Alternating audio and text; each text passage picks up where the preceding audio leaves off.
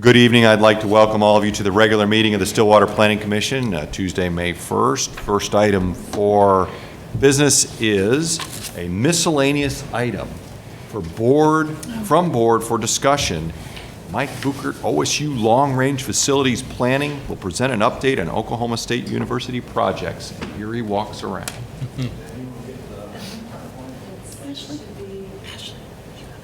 Should be good. So they should do I do? Yeah. Do you have an extra one? I forgot to pick one up. Yeah. It is not It's not. on the screen up there. Wow. Wow. Computerception. Just do a pantomime. Oh. With some banjo accompaniment. I'm gonna try some. So does anyone in the house know how to get it up on the? I'm following the directions that are taped here, and they're not working. Yeah, that's not surprising. Okay. Silicon Valley? In the beginning, they showed this little thing of silicon, of all these companies and their buildings, they're going up and down, construction and changing. So is it on? Is the TV audience seeing this? No. Yep. It's not on TV. I think we're having technical difficulties. How do we connect with the people upstairs to see if it's on the TV? There's a new guy in the booth, Paula. Oh, no. Put it on that. Hey, Kevin, it's Ashley. I'm the clerk for Communications. It's this one right here. It's not. Let me do this. Do we need to do something down here, or is it upstairs that you guys need to? Yeah. Close that. Let's go to just start the slideshow. Oh, it seems to work fine on the streaming thing. Just has a As soon as we get it up there, you should. Okay, thanks. Something to do with the computer down here, Paula. So they're having technical difficulties with the TV.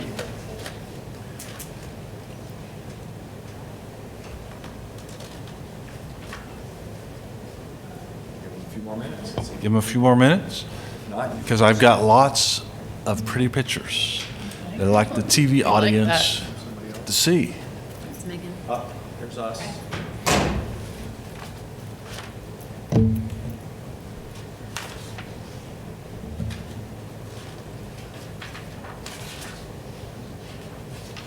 Anybody have any talents they'd like to share in the meantime? Oh, someone want to tell us about their summer vacation? Improv. Well, the Prairie Arts Center will be having a pop-up art sale on May 18th and 19th. Kevin, can you bring the TV screen back on? Thank you. I just want to make an announcement that as soon as we get the PowerPoint back up, we'll be returning to the meeting. That's just an announcement to make.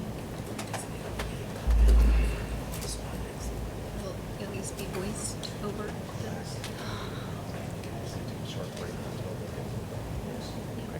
What we'll do is we'll take a short break until they get the video working again so that we can see the presentation here.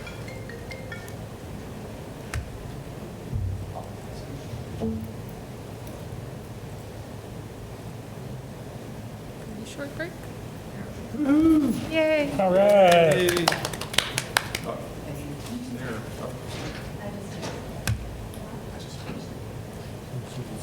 Ray, we are back. We're back. Thank you very much. I'm Mike Buchert with Oklahoma State University. I'm the Director of Long Range Facility Planning. We're involved on all design, construction, and planning for projects $2 million or greater on all OSU and A&M campuses across the state. Been there for 11 years. We've done a little over $1 billion worth of projects. You pay state sales tax, you pay state income tax. Not one single penny of your tax dollar went towards any of these projects. We got about 180 million from the lottery to do projects. We got another $20 million of federal grant money, which leaves somewhere around 800 million. Approximately half of that is through private donations. Many people have given lots of money for improvements at Oklahoma State University and A&M campuses across the state. The other half is paid through student fees. So, first project I want to talk about is a project that's in the planning stages, is East Side Parking Garage. If you're familiar with the campus, on the east side of the architecture building, we're planning on building somewhere in the neighborhood of an 800-car parking garage at that location. And you kind of see where we have surface parking today. We hope to build and start construction in the next 5 years, a 5-story parking garage in that area to provide significant parking on the east side of campus, as well as additional parking during game day. Another project that we're working on is the CAT, College of Engineering, Architecture, and Technology Lab Building. Engineering North, Engineering South have significant labs in them that were built many decades ago and don't meet current code, and to remodel them to meet current code would be very, very, very expensive. So we're going to build a building, put all those labs in those buildings, very cost-effective thing to do, and then remodel Engineering North and Engineering South so we eliminate most of the labs and put in additional classrooms and offices and other meeting areas. So on the west side of architecture, we've got under construction an undergraduate lab, which is 4 stories, and in the middle has a glass area where we can take unmanned aerial vehicles and fly them and do other tests associated with that type of facility. You kind of see where we are in this. This is project will be completed by mid-August, so this fall students will be in here doing their lab work and classroom work. This shows the inside as of a week ago. Much of the area will have sheetrock and the ceilings will be exposed, so it'll move fairly quickly in terms of completion of construction. The business building, shown here in green, has just been completed. We're still doing some landscaping work for it. You can kind of see on the left there, the completed building. On the right, you can see how it is at the end of the Legacy Walk, which is the walkway on the south side of the library. It is in a Neo-Georgian crescent shape, so it meets our architectural standards. Excellent looking from the outside, very modern on the inside. If you haven't been to the new business building, you need to walk inside because there's lots of glass, lots of different types of lighting systems, very, very advanced on technology throughout the building. So I'm showing you a classroom that's also a trading floor. This is some meeting rooms and other classrooms areas. It has excellent views, as well as 7 flexible classrooms are located throughout the building. There are flat floors that have tables and chairs that can move, so you can arrange them for a lecture type series, or you could have 4, 5, or 6 students get in different pods and move the furniture themselves, and then be in class in those pods working together, and then separate back out for a lecture. This is some pictures of some meeting rooms down in the basement. The basement is designed to hold a little over 3,000 people during a tornado situation, and they'll get down in the basement. We do not have air conditioning and heat that will, if a tornado hits and electricity goes out, we won't have air conditioner or heat, but you'll be alive. And that's what's most important in this facility. So you kind of see the different types of meeting areas that are down in the basement. Very modern looking. McKnight Center for the Performing Arts is under construction, be completed next summer. On the left, it shows you the picture of what it looked like eventually. On the right shows it of this last week. You can get an idea of lots of glass on the north side there. This will have a seating area inside the PAC of 1,100 seats, and we'll have a recital hall right next to it of 300 seats. So you can kind of get an idea of how the construction is going.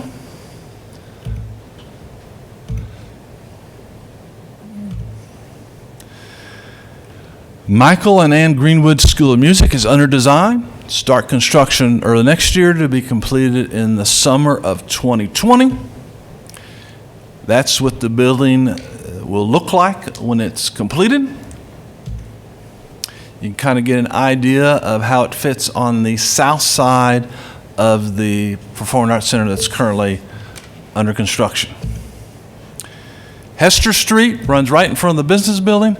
If you think of Monroe Street, where we have pavers and everything's flat through that area, we hope in the next 5 years to tear up the street, redo the utilities, and make it into something that looks like Monroe Street.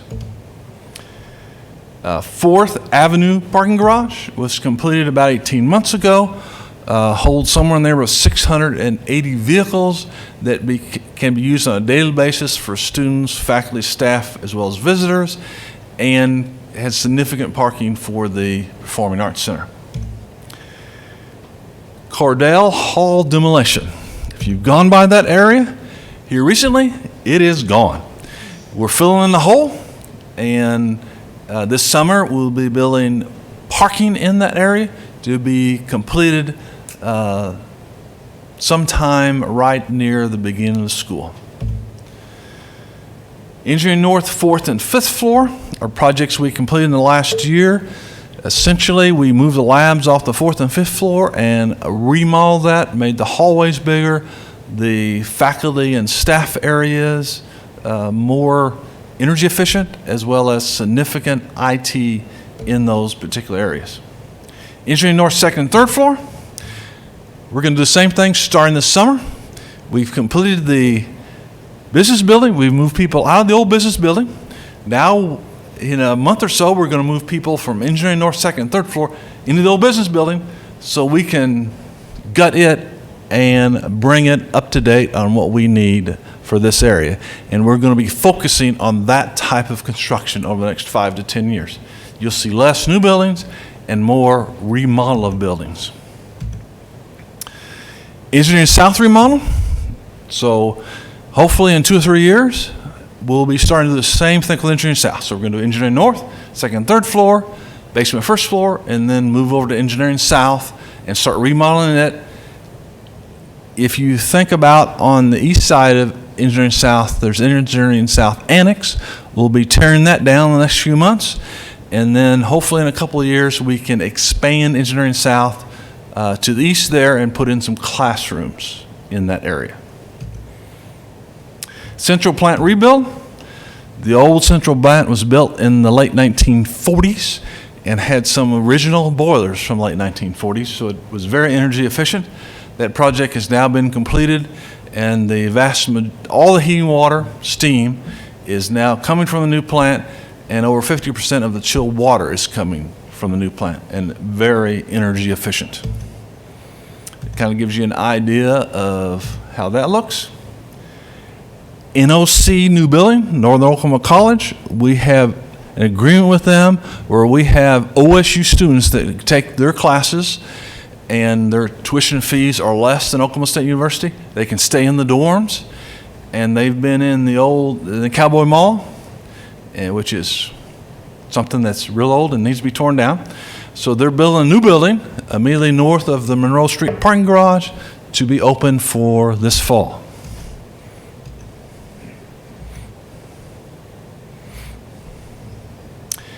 New ag building, we're in the preliminary ideas of building a new ag building.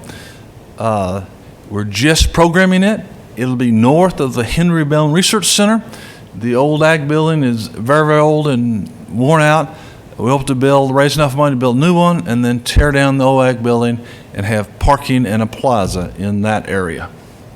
College of Human Sciences Had an addition to the north side completed in the last year. New Taylor's Dining. If you haven't eaten there, you need to go there. My suggestion is you call beforehand and get reservations because it is full most of the time. It is a very, very popular place. New teaching greenhouses. Next to the swimming pool, right immediately south of the swimming pool, there's greenhouses that are very, very old. And north of Iba Hall, we're going to be planning new greenhouses. You see in the background Iba Hall. That's supposed to start construction this summer, be completed next summer. Very nice area that will have a green area for plantings outside, as well as the greenhouse will have planting inside, and be a very nice area for teaching, as well as a very nice open area in the interior part of the campus. Demolish Kerr Drummond. We're vacating Kerr Drummond. Will be vacated by the end of this semester. Will not be ever used again. We're doing some analysis to figure out how to tear these buildings down, and hopefully in the next 1, 2, or 3 years, we can tear it down and then put some surface parking there. The eventual master plan shows a significant parking garage, somewhere in the neighborhood of 1,500 parking spaces to go in that area. We just don't have any money to build that right now. New soccer complex is under construction to be completed this fall. You need to drive by. It really looks fabulous, really shaping up very well.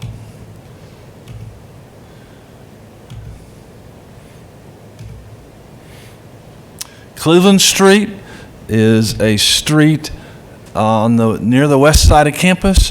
It essentially has a lot of parking just right on the street.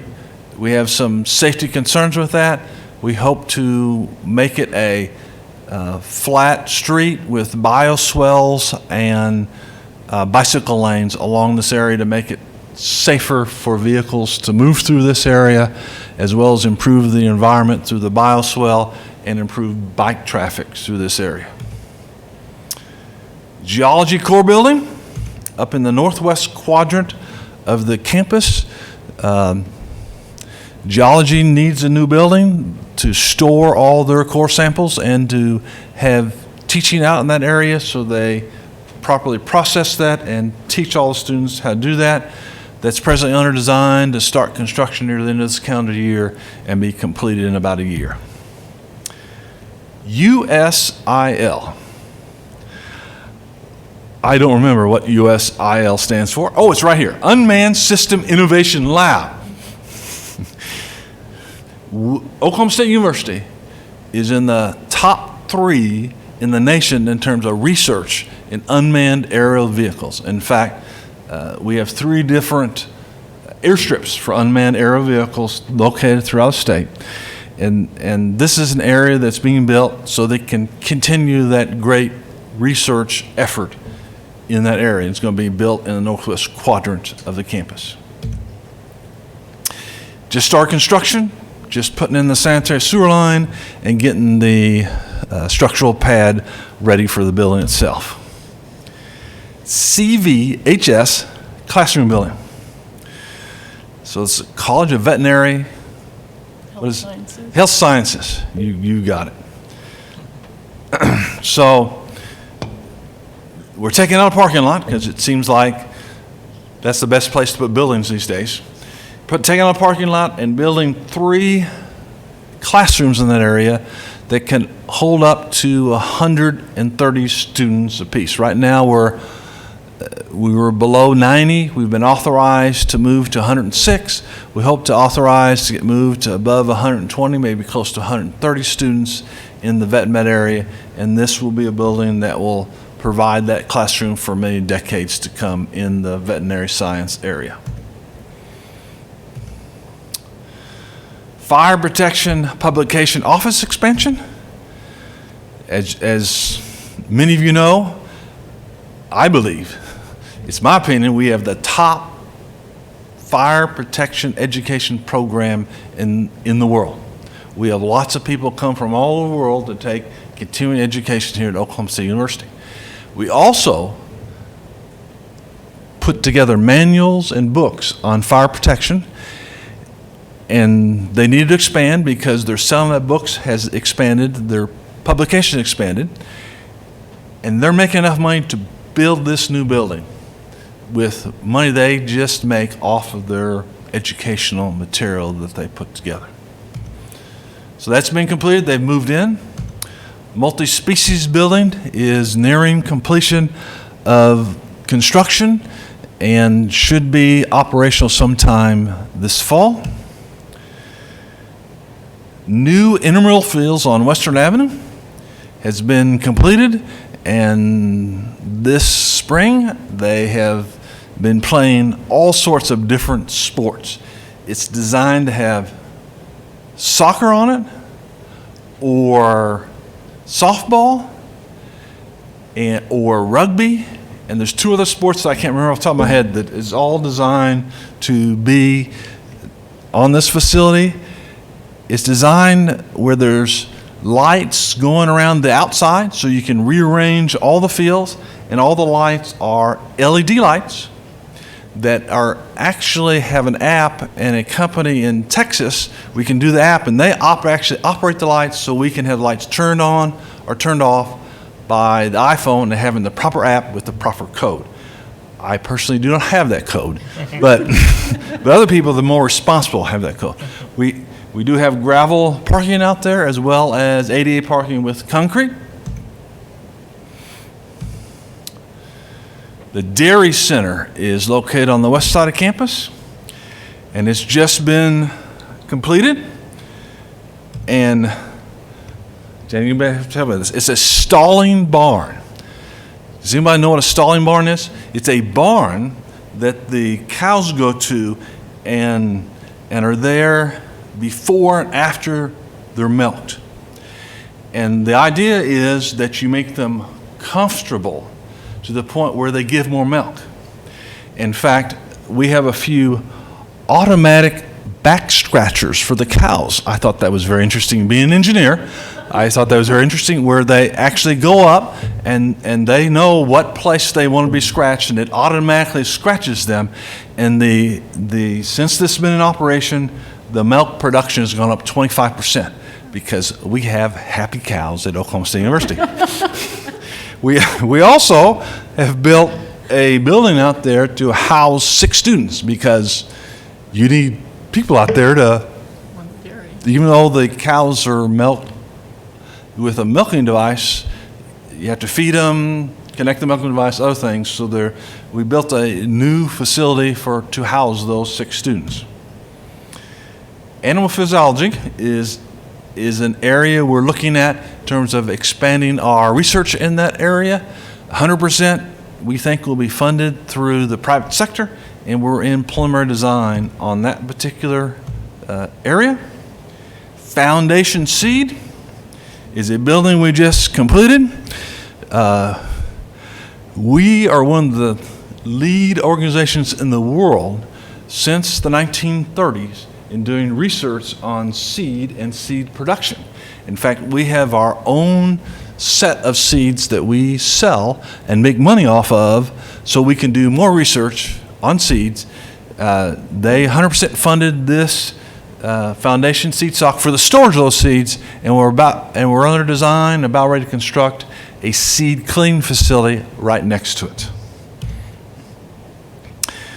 My last project I want to talk about is the baseball field. It is currently under construction. They're in the process of moving the dirt around, and my understanding is that today or tomorrow they're supposed to start drilling piers. So it's under construction and be completed so they can play baseball in it in 2020. So that's an idea of how it look like when it's all completed. Any questions?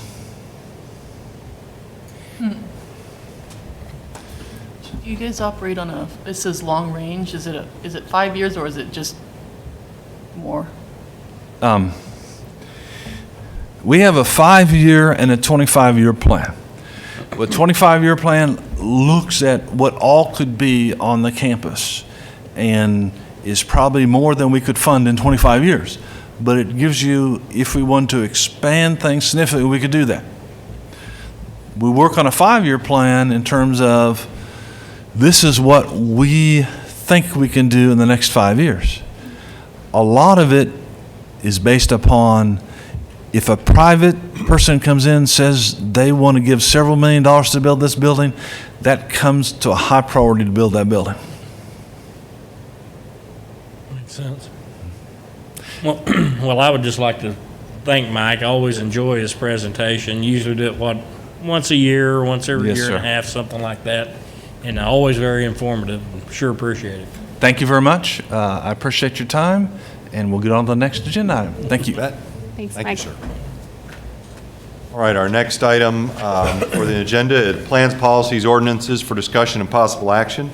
City of Stillwater, text amendment, text 18-02, requesting review and approval of a text amendment to Chapter 23, Land Development Code, Article 5, Section 23-96 and 23-113 regarding telecommunication towers and small cell telecommunication facilities. Good evening. Good evening. Paula Dennison with Development Services. We have a special guest with us this evening to actually give a report on this text amendment. Patrick Bolden, he's from the Tulsa area. He is on loan to us from that area of the state due to some temporary shortages that we have in the city attorney's office. We have borrowed him and sort of snatched him on a temporary basis. He has been very instrumental in helping myself and our city attorney develop the regulations. He will go into a little bit of an explanation of those because, as you all know, sometimes our hands are tied and we must adopt some form of regulation. So I'll turn it over to Patrick, and he is more than capable to answer any question that y'all might throw at him. Okay, well, again, I'm Patrick Bolden. It's, for the record, Boulden. I have just a little bit of background on me. I worked for the City of Tulsa, City Attorney's Office for 28 years. In the last 10 years, I did zoning there. And then I retired from Tulsa, and I began as a city attorney for the City of Bixby until last October, retired from there. And I came out of retirement one more time to come over here and to work with John Dorman and everybody, all the staff here, who are great to work with, to help with some ordinances and try to help them keep up with all the demands of the office. So just a side note, I've known Mike Buchert for many years from the City of Tulsa, and he's certainly, I hope, a great asset here because he certainly was in Tulsa.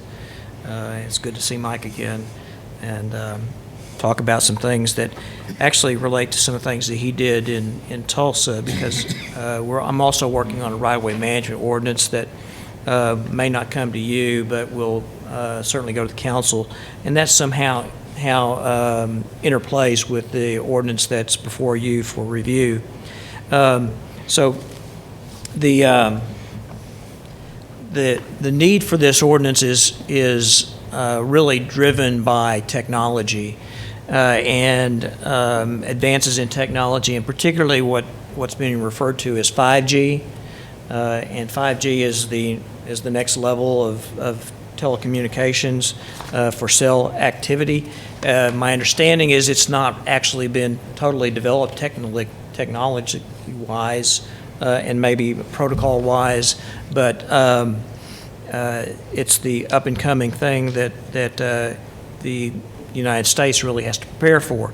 And if you want to know really what that involves, it really involves high data, lots of data transmission at high speeds to help facilitate things like autonomous vehicles.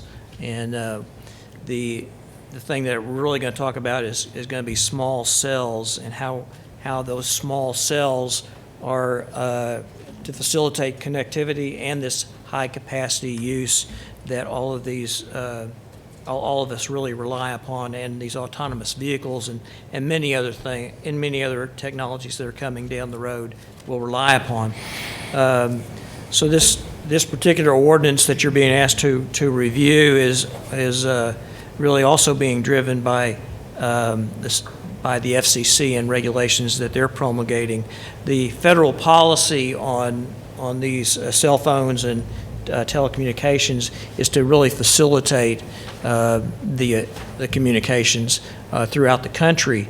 And in doing that, they encourage the location of cell towers, and they're encouraging the location of small cell facilities in the country to make sure that the United States really stays on top of things. This is also being driven by wireless service providers, Verizon's, AT&T, and the like, who are pursuing legislative actions to facilitate the location of small cell facilities within our communities. And so, well, I was brought in in part to help draft some of the ordinances to keep Stillwater up to speed on what's going on. So this particular ordinance, I know you don't have a marked up copy, but generally most of the provisions that are being proposed here are brand new. The first amendment amendments that we're going through is we're going to amend some of the definition provisions in section 2396. We're going to add the definition of co-location, and that definition really provides that we anticipate that these small cells are going to be co-located on facilities that are existing as, for example, a utility pole. An antenna may be located on that and co-located in that situation. We provide a new definition for small cell facility, which really describes that as if you know a cell tower, well, think of that as a macro facility, and it covers a very wide area. Small cells, they're also sometimes referred to as distributive antenna systems, or DAS, cover a smaller area and transmit a lot of data for that particular area. It may be used to provide connectivity. In this case, you know, if you have a dead spot, we've all driven down highways sometimes and lost connection. If you have a community that has a dead spot, these will likely be located in that area. And the capacity, when you have a denser population, you're going to need increased capacity to take care of that data. These distributive antenna systems and small cells are used in stadiums and in arenas when there are a lot of people on their cell phones real quick. And so we have definition for small cells. We're also going to, in the definition provision, revamp the definition for telecommunications towers. So really, the ordinance as it stands right now deals with these macro cells, the large cells. So we've expanded the definition there. And we've provided new definitions or additional definitions for utilities and also a definition for utility poles, because these telecommunications providers are going to be really wanting to get on utility poles because they're located along streets and they're close to where the people are, and they've got power, and they generally, I think these areas for small cells will cover somewhere between 750 to 1,000 feet in distance. So that's, you can see that they want a whole bunch of these wherever they can, and these utility poles hopefully will cover that area. So after doing the definition provisions, we asked that you considered striking the current regulations dealing with telecommunications towers. We're going to revamp that. And if you get into past the definitions on page like 3 of the draft that you have a provision that describes the intent and purpose of the wireless telecommunications regulations here. And this is really it's kind of a way that we want to make sure everybody knows what we're complying with when we do this ordinance. It recites constitutional provisions as well as federal regulations, either the FCC or federal statutes, to let people know that we're trying to comply with these statutes, but we're also intending to comply or provide for the Home Rule Charter City Authority of the City of Stillwater and maintain our control over our rights-of-way and land use regulation, which is obviously your purview. In part, this provision on page 3 on intended purpose is really to establish a base that anybody can come in here and say, why did we do this? And if you look at this, what in essence is a menu, you can easily research why we did certain things and where some of these thoughts that are contained in this ordinance are. Also on page 3, we have a start of a new section 2.3-113.1, which really redoes the telecommunications tower provisions, and we add a lot of language in here regarding co-location and encouraging co-location, because we'd much rather have fewer towers, and if their providers can locate on the same tower, then perhaps it makes Stillwater a nicer, more pleasant place to live.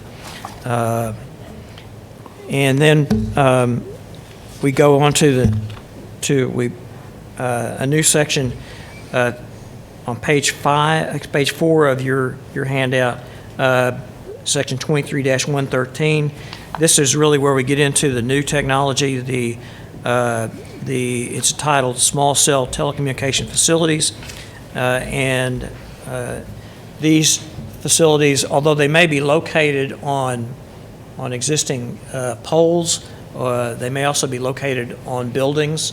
So we're going to regulate the location, or regulate them, or allow them for in different situations to be permitted for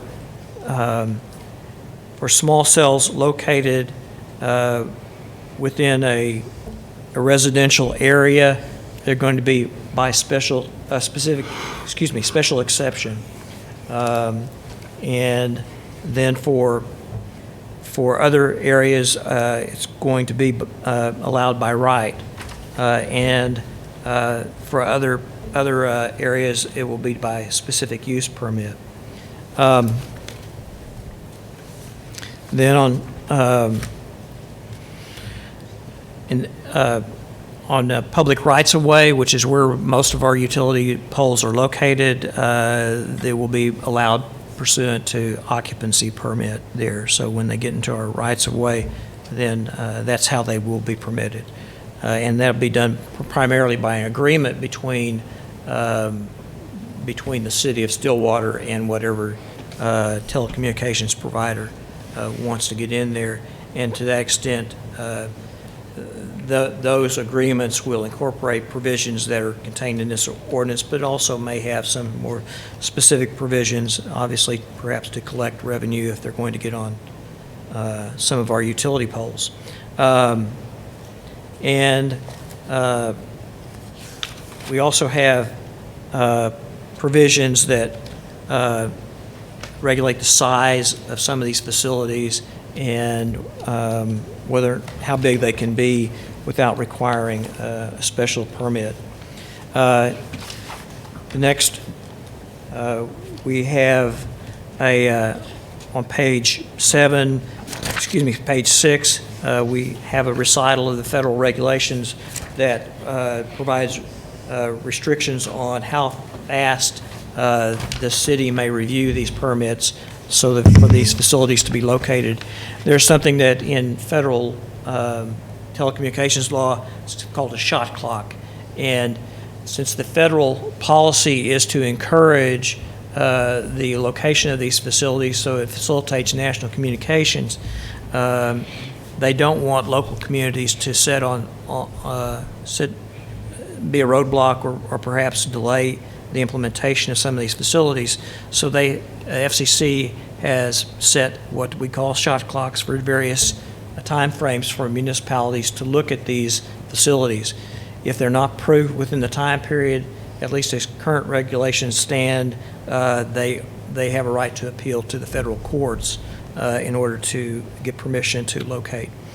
Some of those timeframes may be 60 days, maybe 90 days, maybe 150 days, and certainly the telecommunications providers would like to have those to be shortened, and there may be efforts nationally to make those shorten those provisions. But right now, that's what those timeframes are established here in this particular provision. And then lastly, we have a new provision on page 8, new section 23-113.4, which establishes the application requirements. And so we're much more detailed than the previous ordinance on what is going to be required for when someone wants to establish these facilities and what they're going to provide. Location and proximity to residences is a critical factor. We also will require photographs 360 degrees in all directions as to what is the neighborhood that's going to be impacted if the small cell or the telecommunications tower is allowed. And I won't go through the entire list, but that's really what is detailed in the application process. So that's what we're asking the Planning Commission to review and to recommend to the City Council approval of this zoning code or this land development code amendment to provide some local regulation of telecommunications towers, cell towers, or the small cells that are coming down the pike. Questions initially? I guess just one question, as far as this body goes, what would we be seeing any of these, any of these small cell locations, would any of that have to come through this body and council? Some will. And right now it's, if it's a special exception, and we've made separate provisions for different locations, if it's a special exception, then it would obviously go to the Board of Adjustment. If it's a specific use permit, then that would be come through you and then to the council. And then there's some that would be by right, and that would be mostly, think of a tall building on the side of the road at OSU or something, and they want to put something on there. Well, that's generally going to be allowed by right. But if it's on OSU property, OSU would have to have permission to do that. Absolutely, absolutely. So you'll see some. When this idea came out, there was a lot of knee-jerk reaction by communities because we've got a lot of, particularly if they want to get on utility poles, we've got a lot of utility poles and nobody wants to necessarily see antennas on every pole. And they're, at least the initial blush in the next few years, I think we're only anticipating maybe, at least on rights-of-way, maybe up to a dozen throughout the entire city. Where those are, I don't know. I don't know what their dead spots are or what their higher priority is. But as these technologies that will require lots of more data and faster transmission are evolved, there may be more. And who knows, this ordinance may need to evolve too.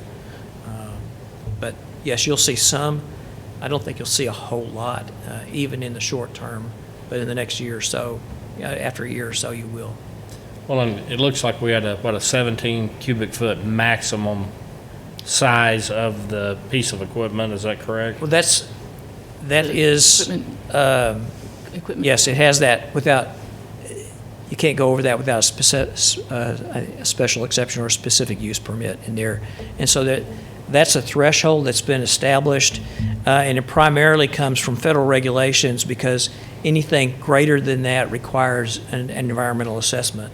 And there are other criteria there too, but so the thought there is if it's below that size, then there doesn't need to necessarily be a special exception or any kind of control. But if the feds are going to require an environmental assessment, then we've kicked it in that it also requires some review by either the Board of Adjustment or the City Council and the Commission. And, just quick math in my head, I think, what is that, about a 30-inch cube approximately? Yes, but, So, I mean, it's not a right, big thing, I guess. right. And it may be, obviously not going to be a cube. Or sure. It may be a really kind of Rectangle, odd shape. whatever, yeah. I'm not sure exactly how they go about measuring this, but it's basically take the largest dimension on there and put a shape around it, and that's how you get your cubic feet. So, Thank you. Other questions? Go ahead. I had a couple questions, and one of these, I don't know, maybe you can answer, maybe it would be for Paula, but what is the City of Stillwater's position on not so much co-locating, but incorporating these types of small or large, but particularly small cell, into existing structures, existing buildings and facades, and the kind of thing that you see in built-up urban areas, especially with the smaller ones that can be disguised or shrouded or hidden to look like a part of an architectural feature. Does the city encourage that, and is that still going to be allowed or encouraged through this policy? Because it's hard to see what the city's position is on that type of cell placement, because this seems like it's written strictly to address the utility pole type thing and the standalone type thing. that's certainly our major focus is protection of particularly the utility authorities' facilities and their use. I don't think that a specific policy is articulated here or one's been articulated. On private property, as a general rule, this ordinance allows them to do that as a matter of right. Now, the thought would be that private property owners are not going to let something ugly or, something that's unsightly destroy the appearance of their property. And so I think that's the thought behind this.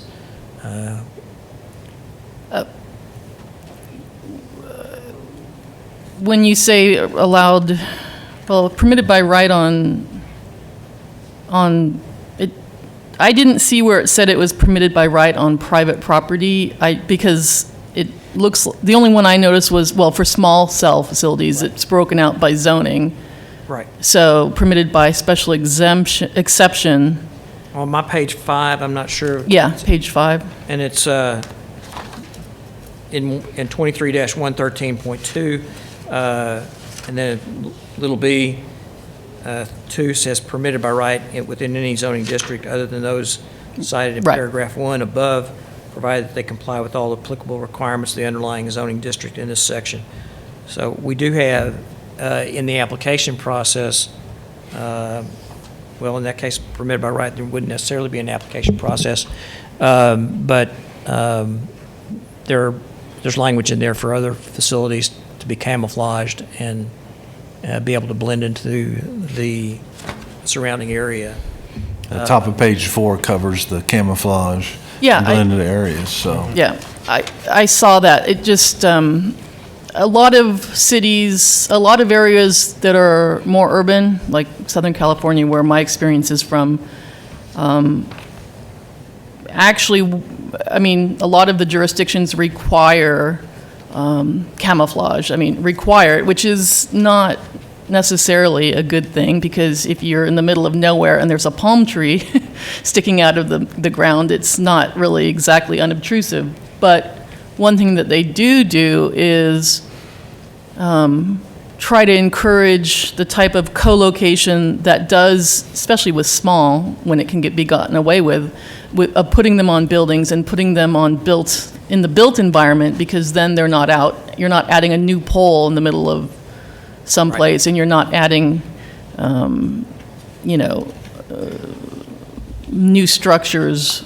But I guess my other question in relation to that is at the bottom of page 5 under D, setback and spacing requirements. It says unless otherwise permitted by special exception. Okay, so all of the 500 feet distances and all of these apply specifically to the public right-of-ways and easements. So again, this wouldn't be in the case of the buildings and the by right and. Right. Okay, that was the one area where it wasn't entirely clear. Okay, thank you. Mr. Bolden, in terms of, you've worked with me before, in terms of public input to this date, has this been sent out to the industry, and have they made comments on this yet? Has it been sent out to any other public entity, or is that process going to take place in front of the city council? It could take place here, obviously, and it could take place in front of the council. To my knowledge, nothing's been sent out to the industry. Okay. There's been a lot of discussion, I'll call it behind the scenes, because the municipalities have been really concerned about state legislation and what they're doing, what the state's doing, as well as, in that process, I have to say that many of them are aware that we're working on ordinances, and other communities have done ordinances out there. So, no, they haven't seen this specific one, and And no one from the industry has asked for it yet? not Not to your knowledge? that I know of. Okay. And they're working mainly on the state level and legislation, and probably hope to secure their positions through the legislature than dealing with us. Other questions? No other questions? Will this have any effect on the current standing for current regular cell towers and everything else? Does this change anything for the current people that are doing them today under the existing? No. This Yeah. doesn't change, this just is an addendum in excellent. Yeah, we're changing the landscape for new ones, but not Right. existing ones. And it doesn't change it that much for the new ones either, for macro or for larger cell towers. We'll then open the public hearing. Sir, thank you. If anyone wishing to speak in favor of the item, please step forward, giving your name and address for the record. Seeing none. Anyone wishing to speak in opposition to the item, please step forward and giving your name and address for the record. Seeing none, I'll close the public hearing and ask for staff alternatives.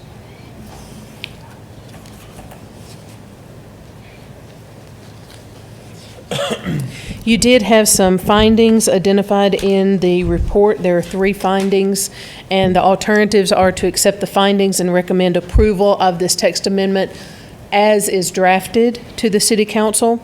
You can accept the findings and recommend the council approve it with any identified changes that y'all may bring up tonight, or you can find additional information as needed and vote to table to a date certain. Okay? Any questions for staff or any discussion among commissioners? I want to compliment Mr. Bolden, an excellent job. Anybody have any things they want to discuss? I move to accept findings and recommend the city council approve the text amendment as presented in the draft ordinance. Seconded. It has been moved and seconded that we accept the findings and recommend city council approve text amendment as presented in the draft ordinance. We will now vote. Motion passes 5-0. Approval, we'll now have the approval of the meeting summary for discussion of possible action of the regular meeting of April 17th, 2018. Motion to approve. Second? It's been moved and seconded that we approve the regular meeting summary of April 17th, 2018. The motion passes 5-0. Our miscellaneous items, the next planning commission meeting will be May 15th, 2018. We have a motion to adjourn. So move. Move to adjourn. I'll second. It's been moved and seconded that we adjourn. Motion passes 5-0. Thank you very much. Thank you very much. Appreciate it. Awesome. It gives you a flavor of this type of things.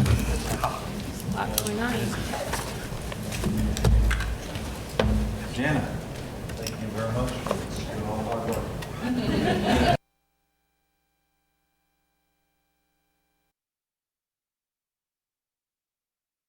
1.6. The other funds, the other sources of revenue, I've looked at how they've come